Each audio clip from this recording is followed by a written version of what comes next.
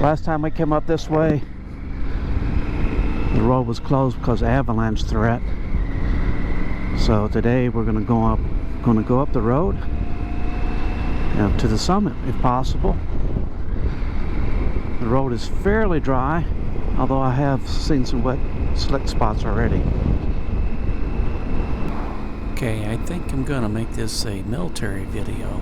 Haven't done one for a bit, and the last one I did was the Air Force. So this one's going to be about an Army experience. I just got in touch with some of my Army buddies, and they were going to have a reunion at Davis-Monthan this November. And I got to thinking, that's 50 years since we first started serving together. Then also got to thinking, well, it's just over 50 years since the all-volunteer Army started. So I thought I'd tell you a little bit about the all-volunteer Army. The all-volunteer Army started shortly after the Vietnam conflict was winding down, so that started in July of 1973. But what I thought I'd do is tell you how I got into the all-volunteer Army. My dad, I wasn't doing much of anything, and my dad said, son, how would you like to go back to college? And I go, yeah, that would be fine, Dad.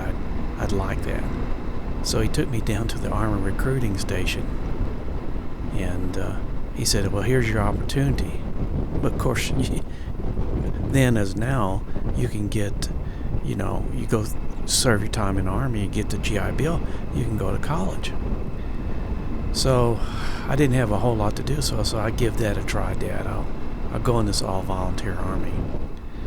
So I started talking to recruiters, and they were making promises and things like that. Well, what I didn't know was, I knew that the all-volunteer Army was just recently started, but I didn't know how difficult it was for them to get people right after Vietnam to go into the Army. So I was kind of got a shock when I went in to get sworn in, how many people there could barely read, were about the 4th grade reading level and were taking tests, and didn't have high school education. And more worrying than anything was the fact that the majority of the people that I was in the room with at that time were the judge give them the choice, go into the Army or go to jail. So there you go. I'm starting off in riding down on a bus with a bunch of would-be criminals. Well, I guess the bus ride, we were going down late that afternoon, so it was probably 10 o'clock when we pulled in, and I'd got some time to think, and I thought, well, it's not going to be that bad. So we get in, and everybody's yelling and screaming, which I expected to do anyway, but that was situation normal. I think my first indication that the next 1,096 days, my 3-year commitment, was going to be a problem was, I think the first or second day I was taking a shower and somebody stole my dirty underwear. I think after we went through our first indoctrinations and all the shots and things like that and got our uniforms, and which didn't fit, I think I was about 5'6", about 110 pounds at the time, so nothing fit. Well, how they decided who was going to be the leaders from the inside the squads for the platoon was, they basically chose the biggest and dumbest guys to lead, which I knew that wasn't going to work out well for me. Well, it didn't work out that well. I got in a lot of fights while I was in there, and I did pretty good. I thought maybe the theft problem was limited to the room I was in the indoctrination center when I got sworn in, but I quickly found out that that was not the case. That there was probably the vast majority of the people in my platoon were thieves. They were stealing everything. They would have what they call fire guards up, and they'd be set at the end of the hall and to kind of keep monitoring from people from going in at night and going into other people's rooms and robbing them. Well, that didn't work, so they put 2 fire guards. Well, that didn't work, so they put 3 fire guards, and that still didn't work. So we had to sleep with our bunks with 3 fire guards, or bunks, bunk beds pushed up against the wall lockers. Then you basically had to, with your wall locker locked, but you basically had to sleep with your wallet in your underwear if you wanted to have any money left the next day. Well, after 50 years, I expect things changed quite a bit and improved during the all-volunteer Army, the days I had. So I just went to check and see what the requirements were for security background checks for going to the Army today. Felons and individuals with multiple convictions cannot join, but waivers are available on a case-by-case basis. So I don't know if that means felons and individuals without multiple convictions can join, but it doesn't sound that great, does it?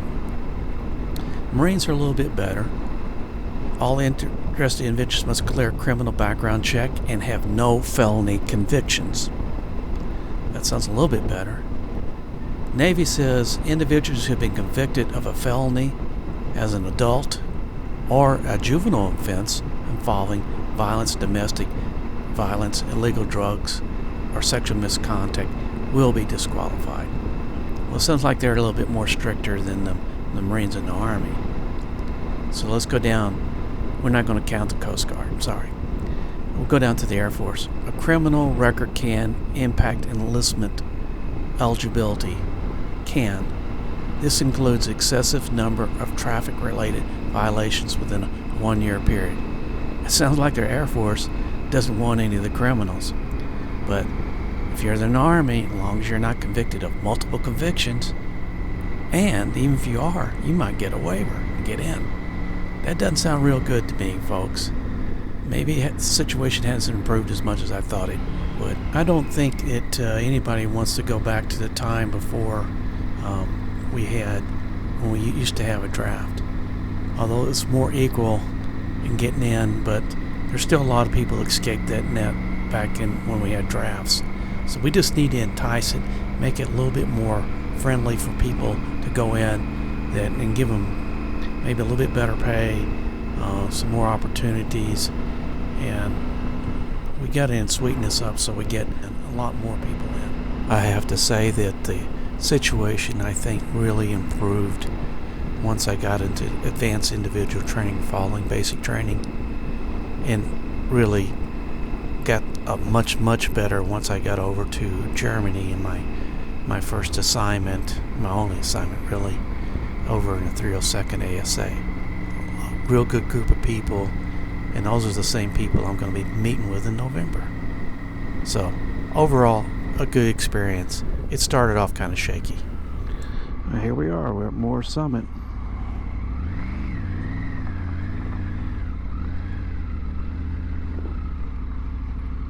Join me and my friends at Flat Cap Cafe Racer for riding and racing. Please subscribe.